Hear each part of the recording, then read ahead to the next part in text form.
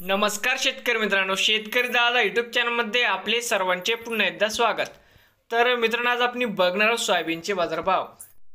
वर्धा जिल्ह्यातील बाजार समिती हिंगणघाट या ठिकाणी आवक 2398 क्विंटल. या ठिकाणी कमीत कमी दर 2900 रुपये क्विंटल. सरसंद्रा 3900 रुपये क्विंटल. या ठिकाणी टॉप क्वालिटीचं एक अर्ध वक्कल 4755 रुपये क्विंटल. हिंगणघाट येथे सोयाबीनला बाजारभाव मिळाला. वर्धा या ठिकाणी आवक 63 क्विंटल, कमीत कमी 4160. सरसंद्राई 4320. या ठिकाणी जास्तीत जास्त दर 4505 रुपये क्विंटल.